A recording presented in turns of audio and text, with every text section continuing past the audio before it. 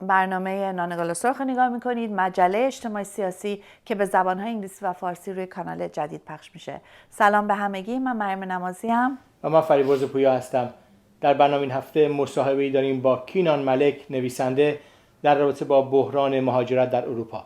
در ضمن در رابطه با 8 مارس نظرات بعضی از نمایندگان مجلس اسلامی در رابطه با زنان و خود مجلس، طرح قانون برای قدغن کردن نقاب در مصر در ملأ عام و اعتراض عریان علیه حجاب و در ضمن یه فتوای احمقانه علیه کارهای حمایتی از همجنسگرایان. باید حتما این برنامه رو ببینید، با ما باشید.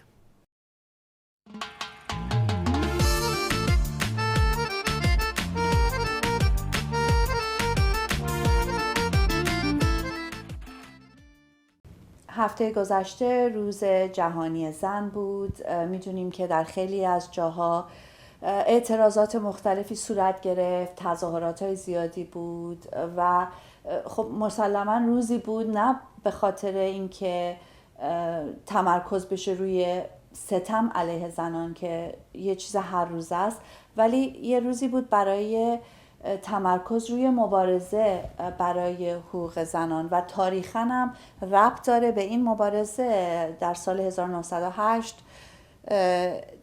تحسن اعتصاب کارگران زن بود در نیویورک و چند سال بعد در یک جلسه بین المللی سوسیالیستا این روز رو به عنوان یک روز جهانی اعلام کردن. دقیقاً. و اهمیت فکر کنم روز جهانی زن و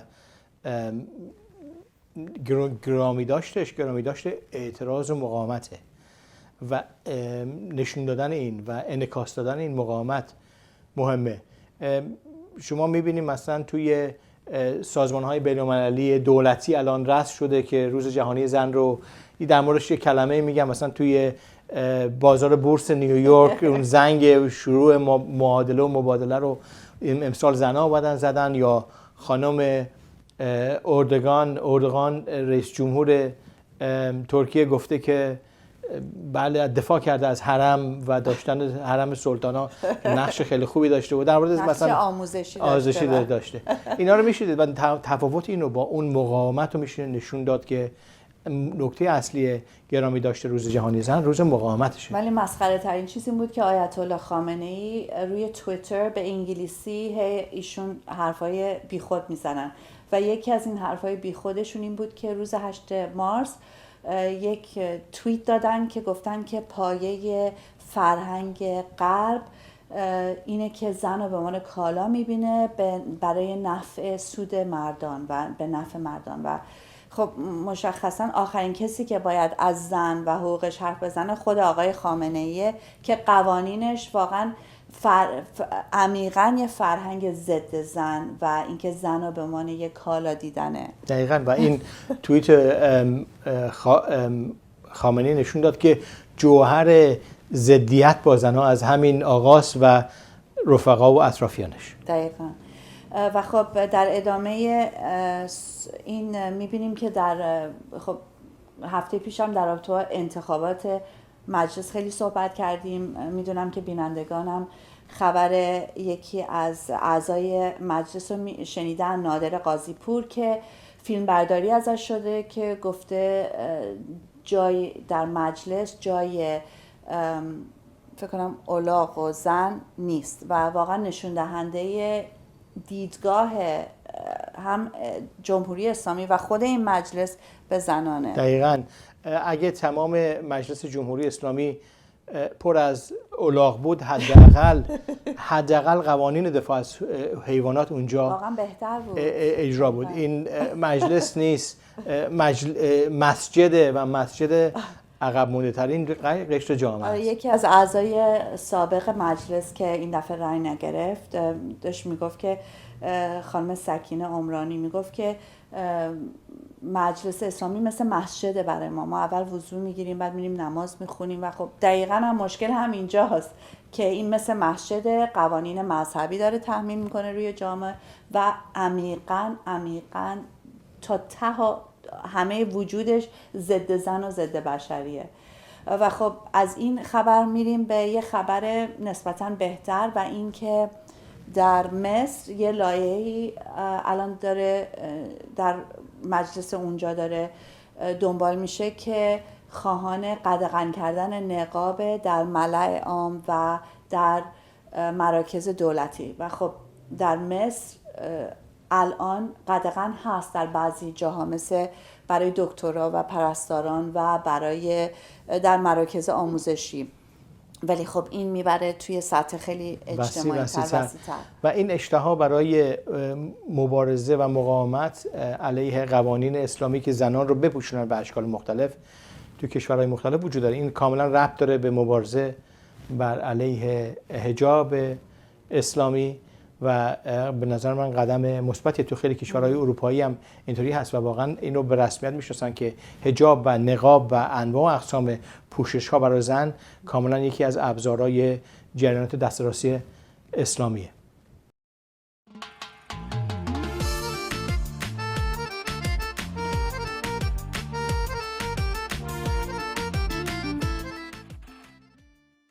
هفته پیش مصاحبه داشتم با نویسنده کینا ملک و با ایشون در رابطه با وضعیت مهاجرت و بحرانی که الان در اروپا و کلا در جهان هست صحبت کردم.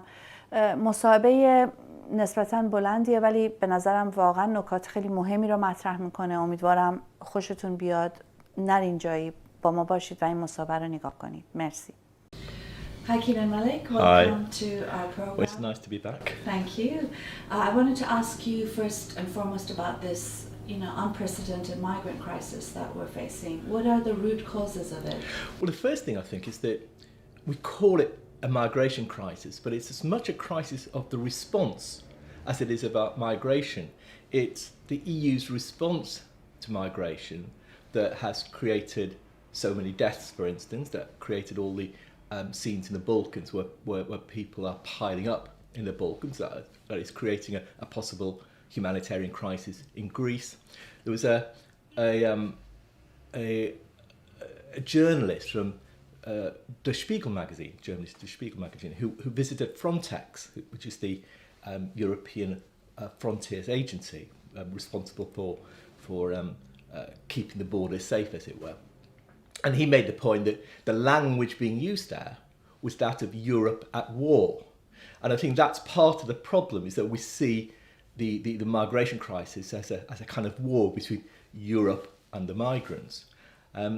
The roots of it are quite deep in the sense that it hasn't simply just happened. The people have been dying trying to get into Europe for 25 years and more, and you can trace the roots of the current crisis back to the early 1990s. At that time, Spain had an open border with North Africa, and it worked very well.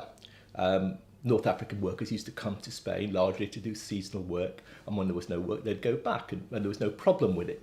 But in 1986 Spain had joined the EU, and as part of the deal with the EU, Spain had to close its borders. So it created a close border with North Africa. It didn't stop migrants coming in, they just took to boats.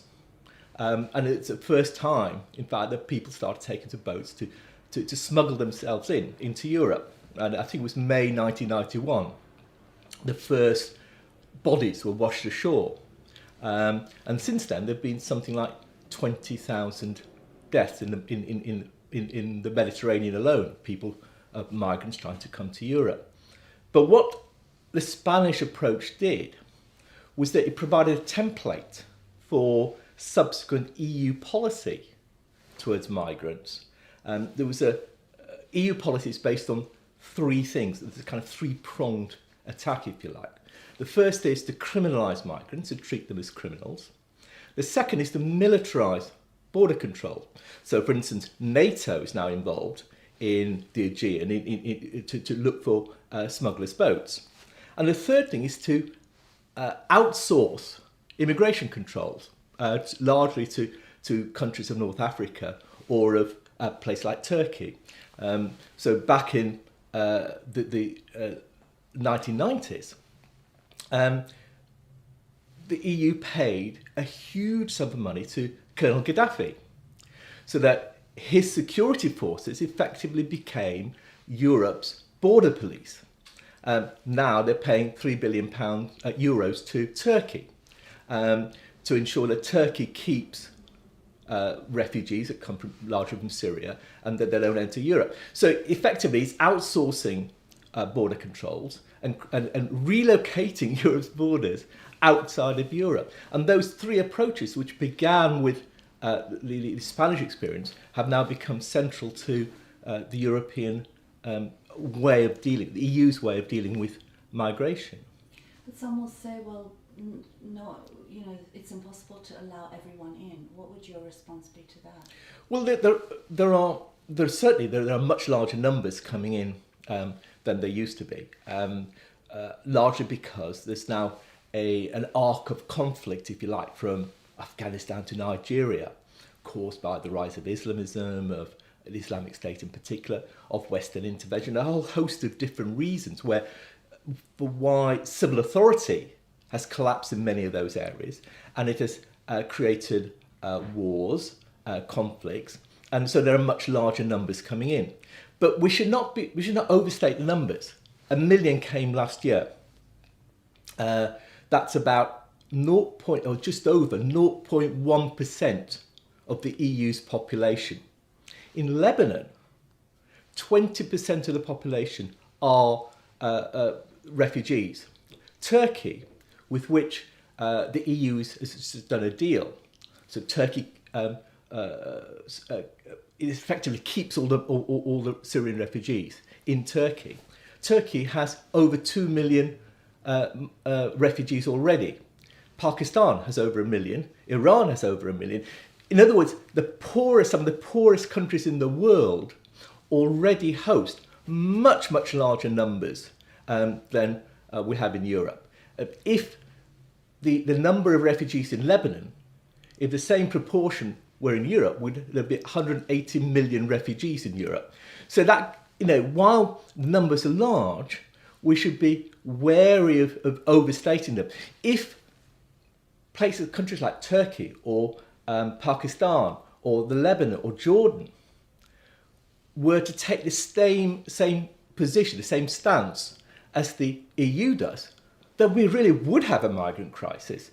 And part of the EU's policy, it seems to me, is to try and get some of the poorest countries in the world to take on the task of dealing with the refugee crisis. And that is immoral. What do you say to those who say a majority that are coming are economic migrants, not refugees, and therefore shouldn't be allowed in?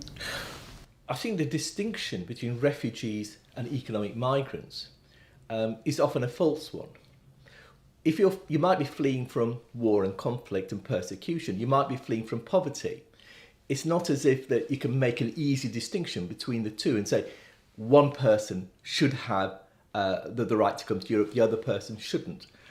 Those who are fleeing from persecution or from war or conflict are also looking for jobs, are also economic migrants in that sense. So we shouldn't overplay that distinction. How about people saying that it's fine to have Christians, for example, come to Europe, but given that a large majority of those fleeing are now Muslims, it is going to change the character of Europe and the West? Well, migration always changes the character of any country, but then so do lots of other things. Had not a single migrant come to Europe in the past 50 years, Europe would still be a very different place now than it was 50 years ago. So we imagine it's migration that creates all the changes we see migration does. But there are lots of other things from over the past 50 years that created those social changes. So again, we should not overstate the changes that migration brings about. But there's another argument really underlying this idea that Christians should come in but Muslims shouldn't. It is that Europe is a Christian continent, that it has certain values and that Muslims don't hold those values. I think it's a wrong way of looking at what values are. and how societies or communities have values. In any society, in any community, values are contested.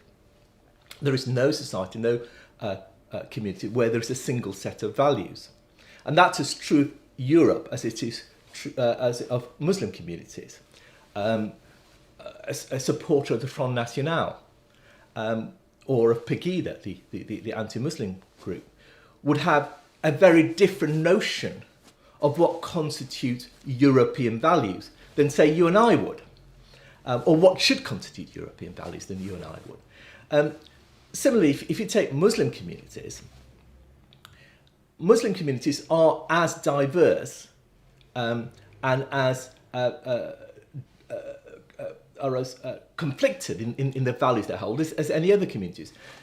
Why are so many refugees coming to Europe? Because there are bitter conflicts in places like Syria, i.e. there's a contestation of values as the kind of country people want Syria to be.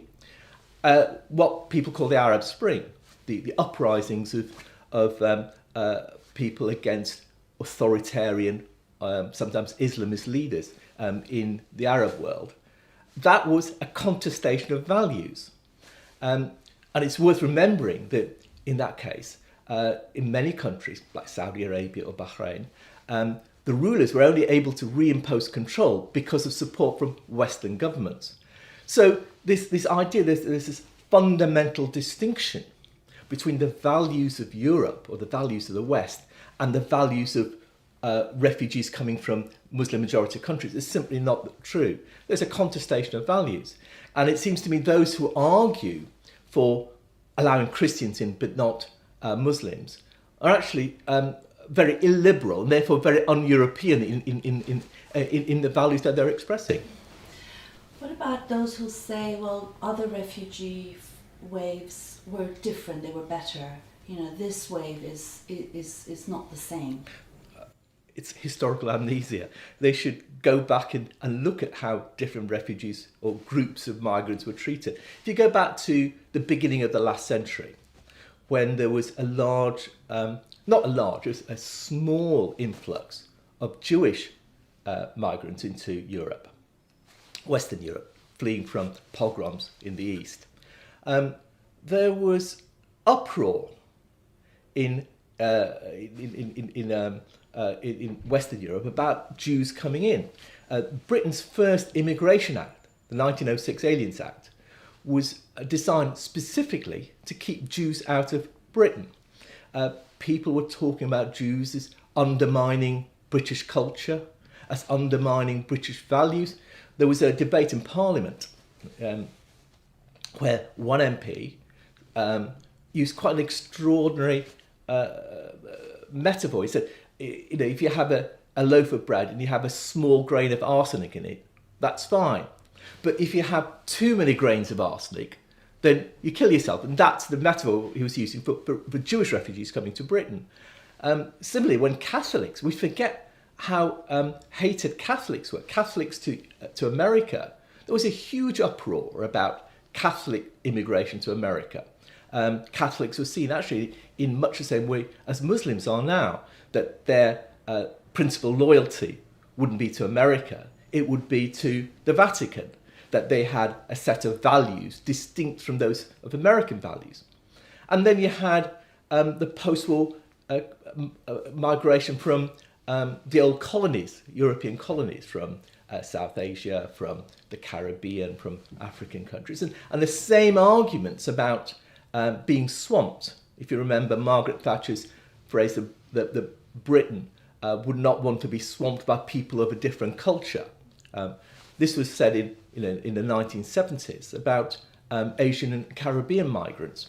So the same kinds of arguments that these people have different values from us, they have a different culture from us, they won't fit in, they're criminals. They've been made again and again and again with every wave of migration over the past century. What do you say to those who are concerned about security and saying that letting migrants in is letting the jihadis and the Islamists in, and that Muslims should be profiled? It's a security risk having them that's different from previous migration waves. Again, people used to make the same argument about security risk actually in previous waves of migration.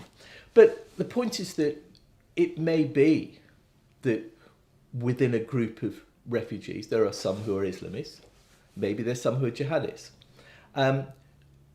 You may want to weed out jihadists if you know them to be jihadists. There's no reason why you wouldn't want to weed them out, no jihadists. But the point is that unless you say no one can come into Europe or no one can come into America, the kind of Trump argument, then it'll inevitably be the case that there may be some who come in who are jihadists. There are certainly some who come in who may be criminals, who may be rapists, who may be reactionary. Any random group of people in the world will have people who have reactionary views, who engage in criminal activities, and so on. Refugees are no different. Migrants are no different. They're not saints. They're like any other random group of people in the world. So unless you say no refugees and no migrants into Europe, you have to accept that that may be the case. Thank you very much. Pleasure. امیدوارم از مصاحبه با کینان ملک خوشتون اومده باشه. به نظرم خیلی نکات مهمی رو مطرح میکنه. برای من چیزی که اهمیت خیلی بالایی داره اینه که وقتی که ما مواجه هستیم با یه موج میلیونی آدمایی که واقعا دارن برای جونشون در خطر دارن فرار میکنن، واقعا غیر انسانیه، ضد بشریه که کمکشو نکنیم، مرزا رو باز نکنیم، ازشون حمایت نکنیم. به خصوص وقتی آمارا رو هم نگاه میکنیم، مثلا یه نصف کل جمعیت سوریه الان مجبور شده فرار کنه، یا توی خود سوریه یا خارج از سوریه، و 500,000 زن سوریه‌ای که فرار کرده، 500,000شون حاملن. فکر کن تو اون وضعیت الان دم مرزن، دارن غرق میشن. واقعا خیلی وحشتناکه وضعیت. و در واقع هر وقت این در ابعاد این فاجعه آدم نگاه میکنه، واقعا تأسف انگیزه و از وحشی بودن شرایط دنیای امروز رو در واقع نمایندگی میکنه. ولی در این حال اینو من یاد دوران قرون وسطا میندازه که آدما به زمین بسته بودن، فقط توی محیط کوچکی میتونستن برن، اونجا میباز کار میکردن و اگه از اون محیطشون میامدن بیرون به عنوان مجرم شناخته میشدن، دستگیر میشدن و برشون میگردونن. و الان هم تو همون یه اسکیل و یه فضای بزرگتری به عنوان کشور آدما محکومن. مهم نیست که جنگ هست، مهم نیست که چیز هست، سرکوب هست، مجبوری تو همون کشور بمونین و ادامه بدی و تحمل بکنی. ولی چیزی که همون توی اون دوران اون موقع هم اینکه حق رفت آمد و مهاجرت، حق رفتن از اون محل یک حق انسانی به رسمیت شناخته شد، امروز هم توی دنیای امروز هم این حق باید به عنوان یک خواست پایه انسانی به رسمیت شناخته باشه. حق رفت آمد بدون مرز، خارج از مرز، و این یکی از مرزها باید باز باشن. حق پایه انسانیه و این باید حتما به یکی از خواستای امروز بشر تبدیل بشه.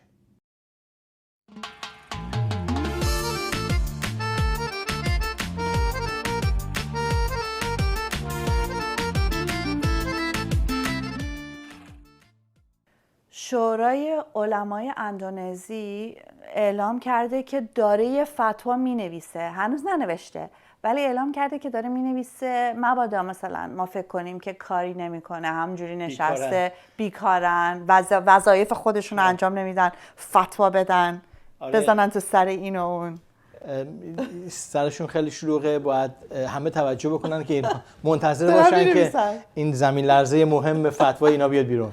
بعد گفتن که تا به حال یه فتوایی نوشتیم در رابطه با کسایی که همجنسگران، که اینا کسایی هستن که خوب نیستن، ضد مذهبن، ضد بشریان و غیره، ولی داریم یکی دیگه می نویسیم در رابطه کسایی که دفاع میکنن از حقوق همجنسگران، اونا هم بعضشون خرابه و ما داریم یه فتوا می نویسیم. هرچی با رهایی مردم و آزادی مردم ربط داشته باشه اینا نگران هستن و مشغول نوشتن فتواهای مختلف هستن.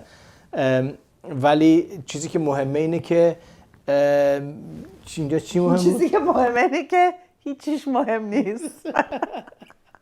بهتره وقتشونو تلف نکنن، وقت ما رو هم تلف نکنن، بذارن هر کی میخواد همجنسگرا باشه، همجنسگرا نباشه، فعالیت کنه، فعالیت نکنه، اصلا به تو چیه؟ علمای اندونزی زیپ اون ماشین فتوا رو ببندن، فیتلش رو برن پیکارشون. کار آبرومندانه تر واقعا برای یه کار با شرفی، یه کاری که خدمت کنین به جامعه، برای یه کار درست حسابی بگیرید. فکر کنم این پیشنهاد خیلی خوبی هم هست برای آخوندهای ایرانی از همینطور. خواهش می‌کنم سریعتر برین یه کار درست حسابی بگیرین، مردم رو ول کنین، رها کنین.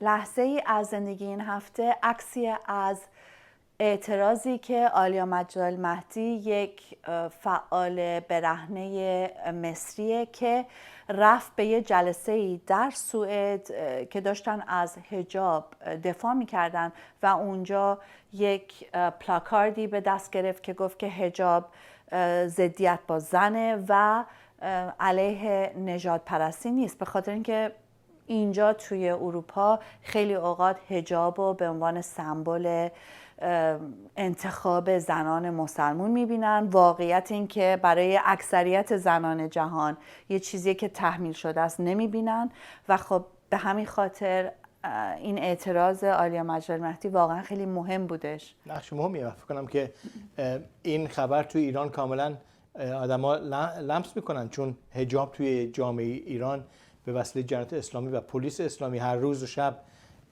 داره اجبار میشه تو جامعه و این حرکتی رو که آلیا کرد به نظر من همون صحبتی رو بود که ما در ابتدای این برنامه کردیم که گرامی داشته روز جهانی زن، گرامی داشته اعتراض و مبارزه شه و این یکی از کارهای خیلی زیباییه که آلیا یک بار دیگه انجام داده. زنده باد آلیا. دقیقاً زنده باد.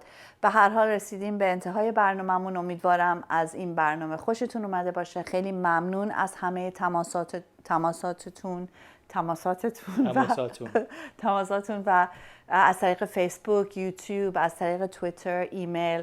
حتما این تماسا رو ادامه بدین. کمک‌های مالی و معنویتون هم واقعا ازتون تشکر می‌کنیم. به هر حال تا هفته آینده می‌بینیمتون. روزا و شبای خیلی خوبی داشته باشین. بای. Goodbye.